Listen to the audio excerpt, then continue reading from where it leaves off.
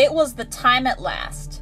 Hide was going to propose to Kaneki, and he knew exactly how he was going to do it. That was a lie. The moment he got the idea set in his head, he went straight to Googling. Cute ways to propose. About 624,000 results? Oh geez, those were a lot of ideas. Kaneki deserved the very, very best, so he had better get scrolling. Hide cracked his knuckles and began his web browsing sesh. Occasionally memes distracted him, but for the most part, he stayed on track. Until... Hide? Hide! A gentle hand was shaking his shoulder. Hide grunted, cuddling his keyboard closer. Weird. He usually fell asleep with Kaneki in bed. Wait. Kaneki! His plan!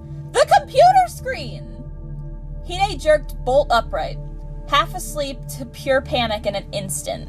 Phew, thank God. The screen was nothing more harmful than a face morph between Pepe and Shrek. Kaneki didn't even glance at the monitor, anxious gaze set on Hide. Hide, it's almost noon.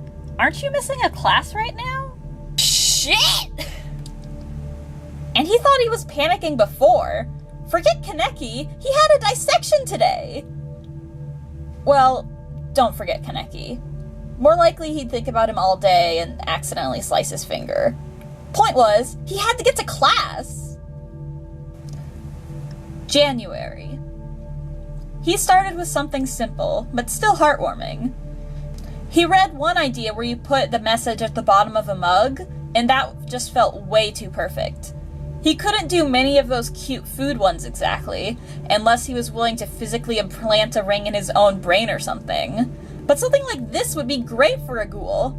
The simpleness of it, too, reminded him of Kaneki, while still being cute enough to satisfy Hide's own flamboyance.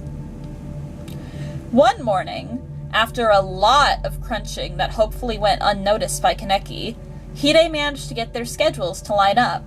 He insisted the two have breakfast together, which was not especially difficult considering Kaneki's own excitement at the morning. Kaneki smiled contentedly as Hide chattered away, barely keeping his breakfast down.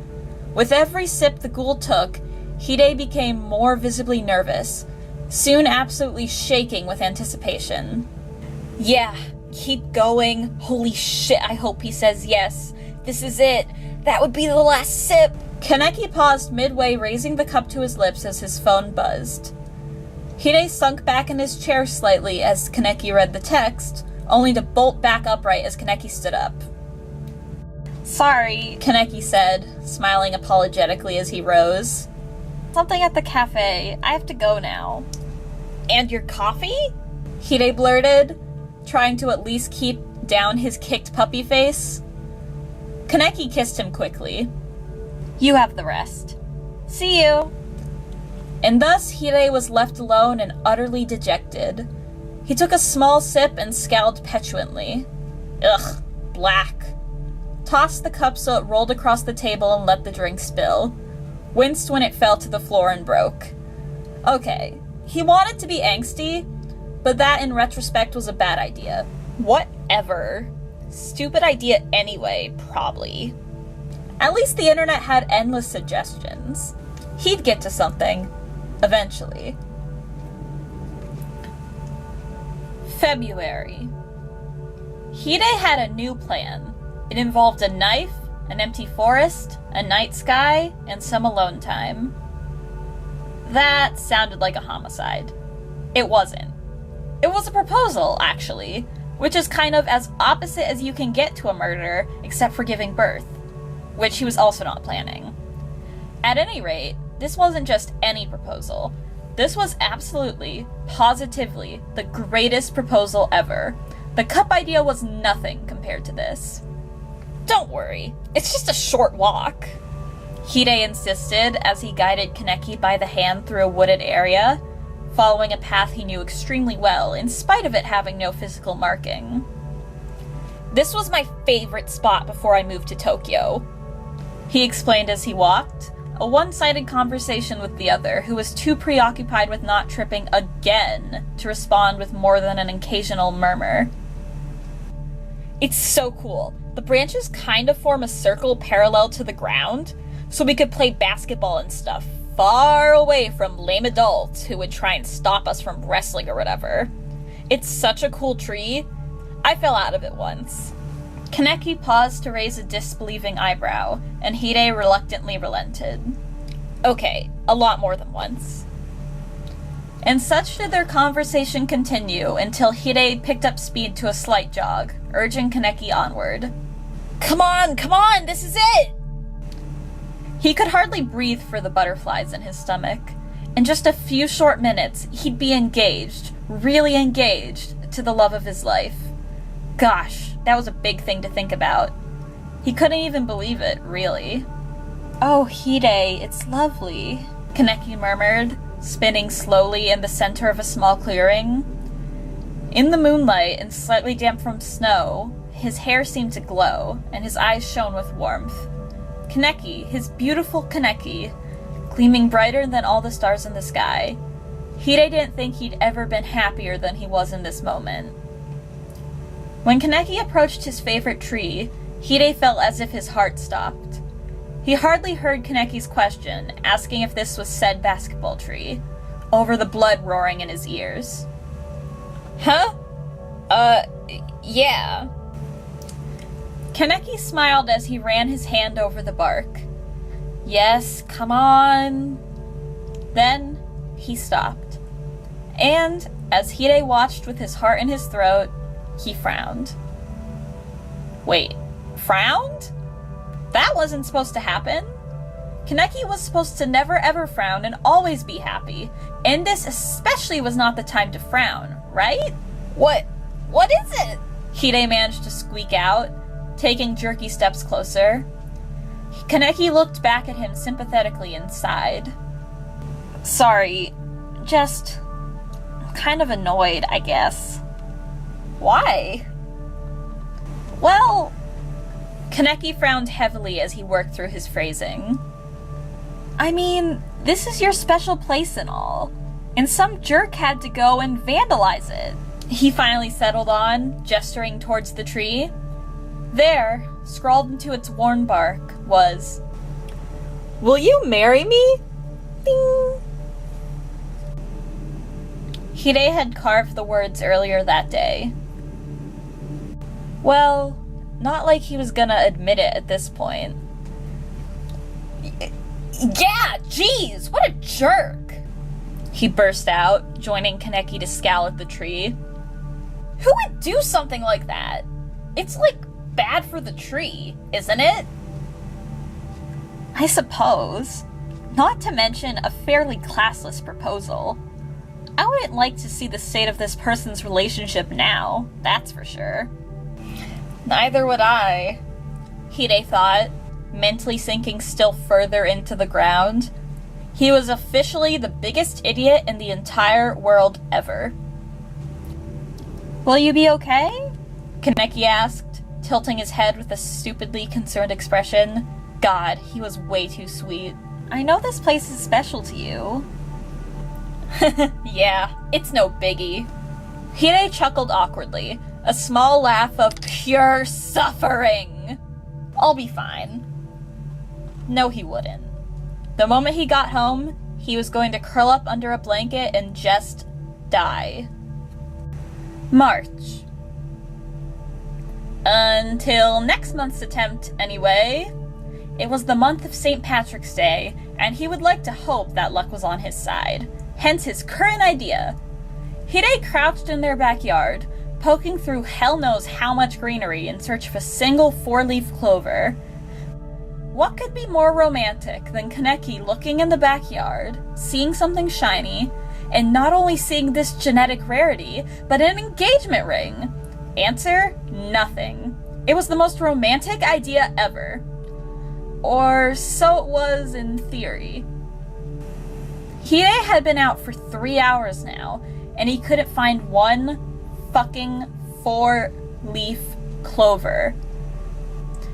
Like, seriously. Did these things even exist? Or was that just a myth or something? It was like trying to find Mewtwo in a sea of Rattatas, Pidgeys, and Zubats. Also, yes, Hide knew he looked like Spark, and yeah, that was pretty awesome, but please quit stopping him on the street to point it out.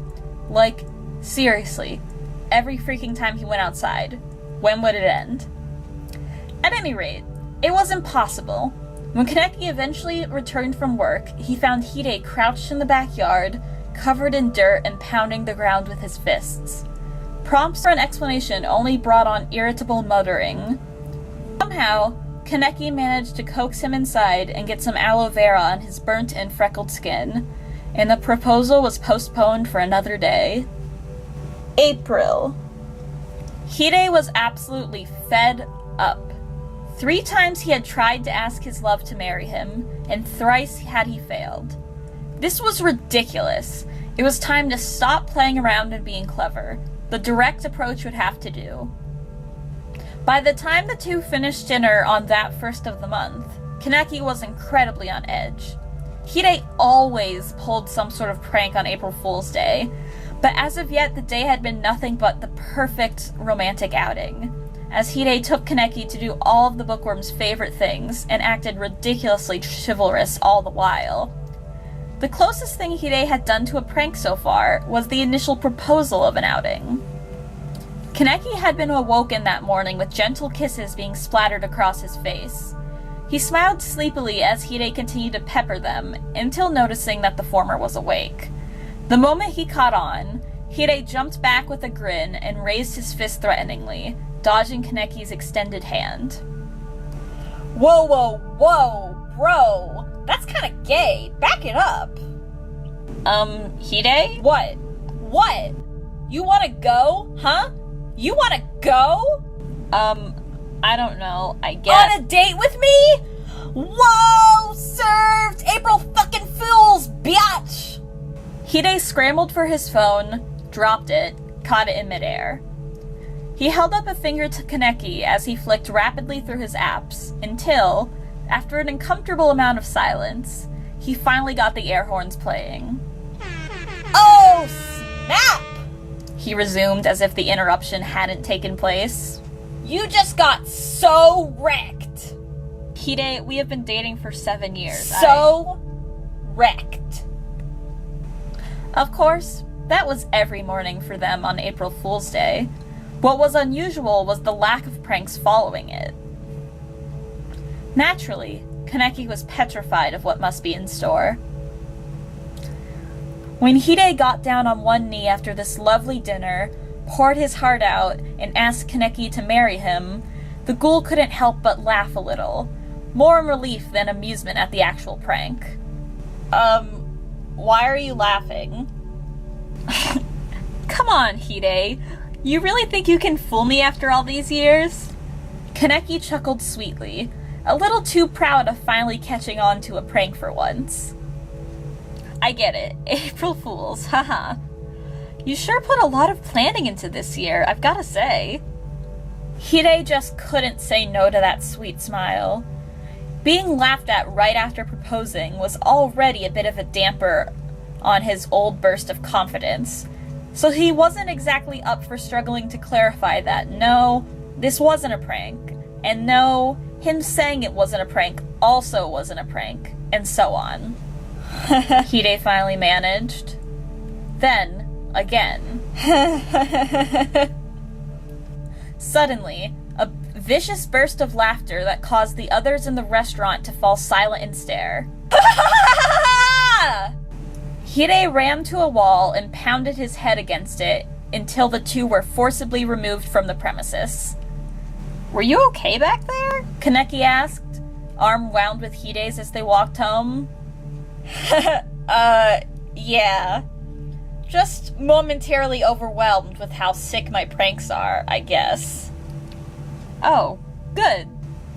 Kaneki smiled, so sweet and unsuspecting, and that was the story of how Hide died inside. May. Okay, traditional seduction didn't work last time, but that didn't mean anything.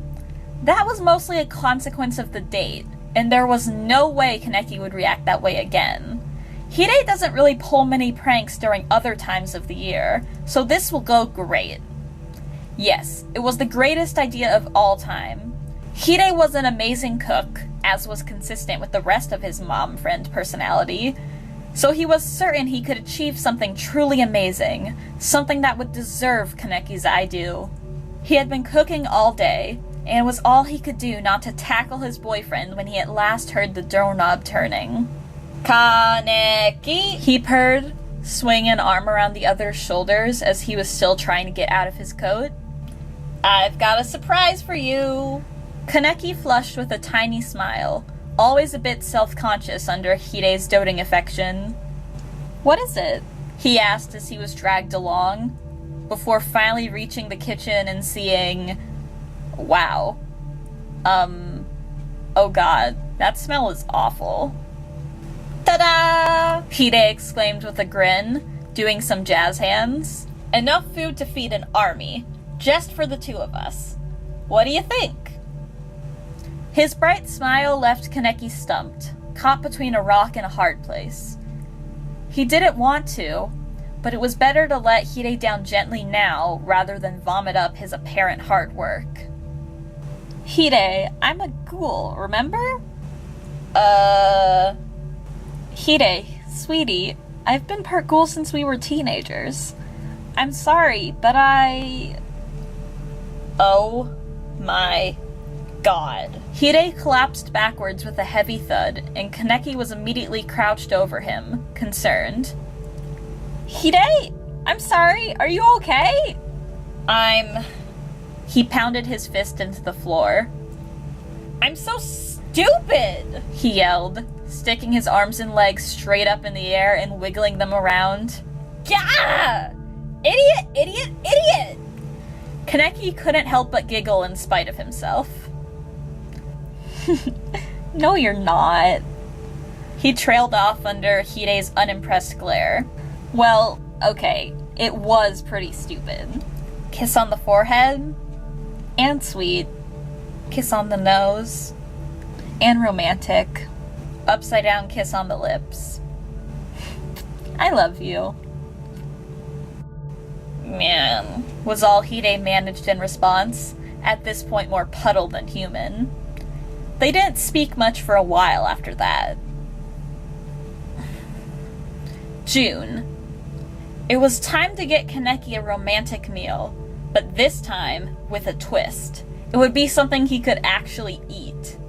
The exact process shall be left to the reader's imagination, but long story short, Hide acquired a human hand. Now that that small detail has been addressed, onto the stuff someone would actually want to read. Once Hide had escaped his perpetrators and returned his rental majestic stallion, he couldn't help but grin with anticipation, the relative mundanity of the day so far further amplifying the excited anticipation of what was to come. This, he was convinced, was definitely his best idea yet. What could be more romantic than a severed hand with an engagement ring on it, in a pizza box, with "Will you marry me?" scrawled on the lid? Answer? Absolutely nothing. As it happened, on this day Kaneki had to work late. Something about protecting humanity or whatever. Hide couldn't remember the details. Whatever it was, it sounded stupid and should never have taken priority over a meal with his boyfriend.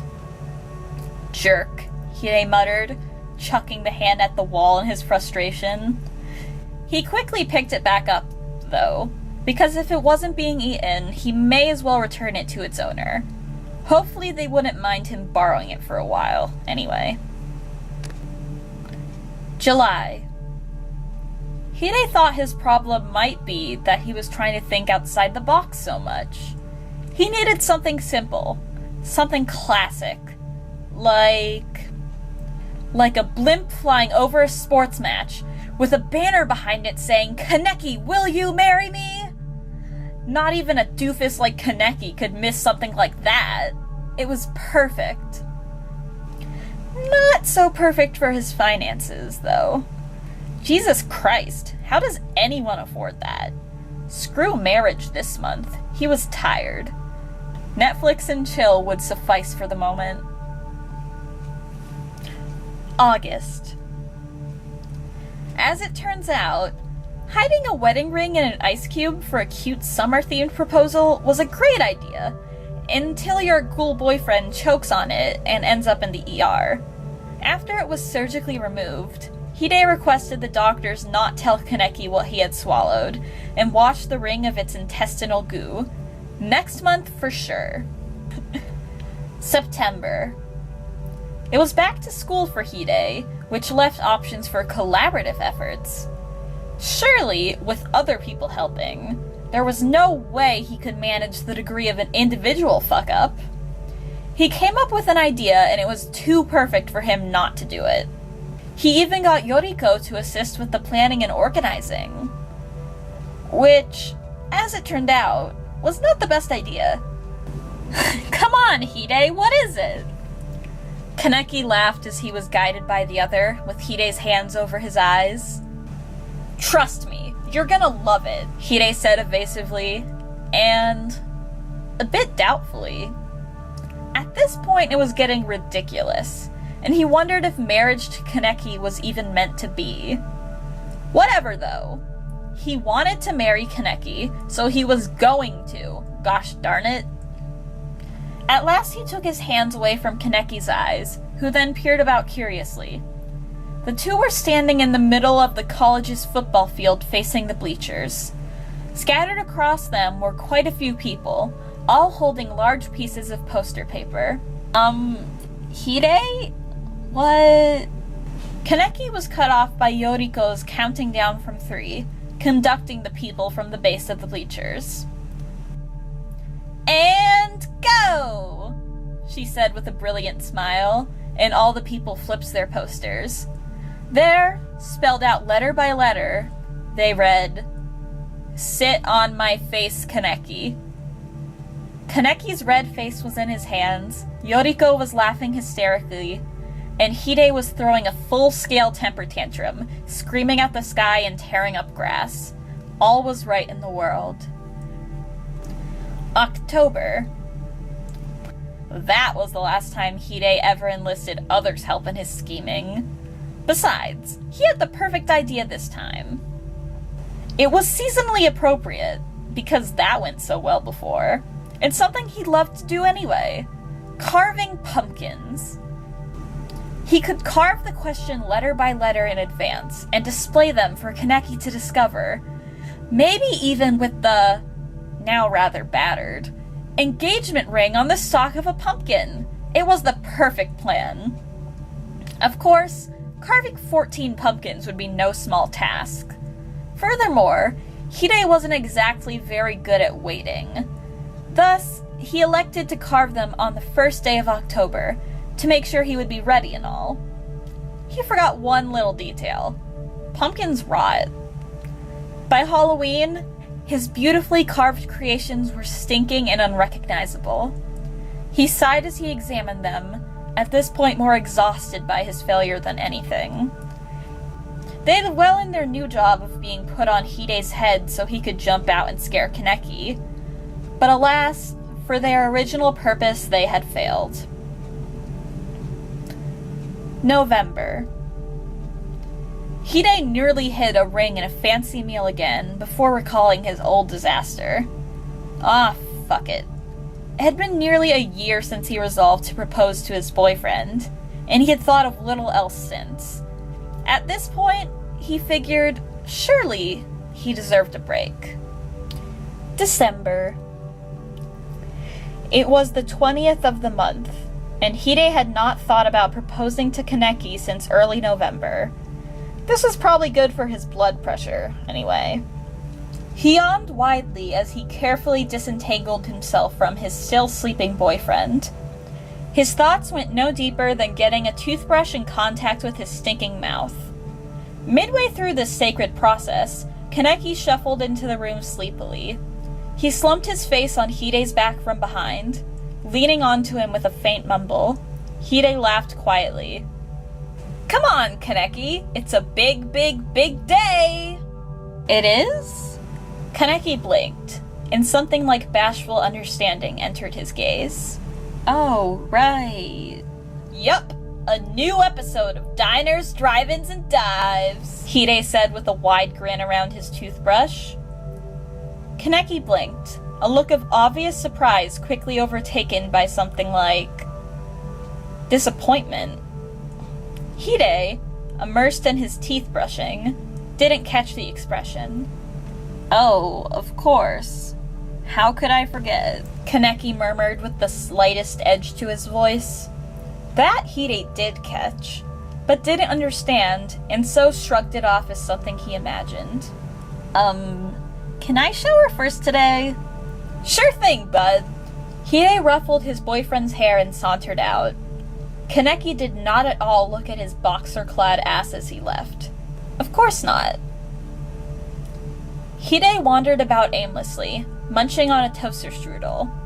Sure, he had been trying to put it off, but he really should get back to work on that Kaneki proposal. After all, it must be... yeah, definitely a little under a year since he had made his resolution.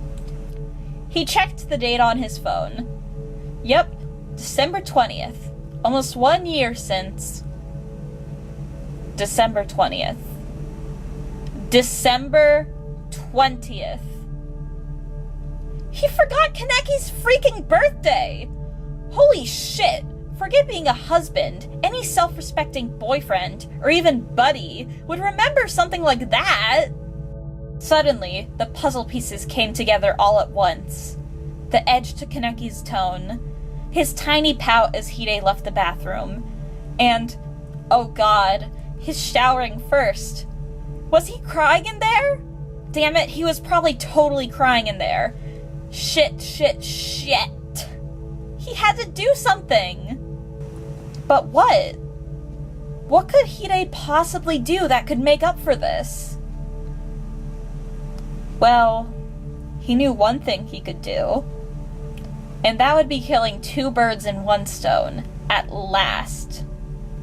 He grabbed the ring box, sprinted into the bathroom, and promptly slipped and fell flat on his face. Right, okay. Definitely not as coordinated or well-planned as his past attempts, but he sure as heck had Kaneki's attention now. Kaneki stared down at him, a towel around his waist as he had just been getting dried off. Hide, are you— Look, Kaneki! Hide scrambled so he was on one knee, fell forward again, caught himself, and stared up intensely at his boyfriend. I love you more than anything. Hide, your nose is bleeding. I don't think— And I'd like nothing more than to spend the rest of my life with you. That now is really the time for this. You are— And I know I don't need a wedding for that, but I'd like to celebrate this love. Bleeding a lot, and it smells delicious, but I don't— And you look hot in a tux, but that's not the point. The point is, know how you haven't passed out yet. So, will you marry me? Of course I'll marry you, but can we please get you to a hospital? Hide stared up at Kaneki for a moment that seemed to last a lifetime. He could hardly believe that the moment he'd waited for so long had finally come. Really? He finally croaked, voice stuffy from his probably broken nose. Kaneki smiled, and even with the worry tugging the corners of his mouth, he looked absolutely breathtaking. I'd love to, he murmured, crouching to rest a hand on the other's cheek. His face was flushed, but his gaze was steady. More than anything. Can we make love? Hide, are you kidding me?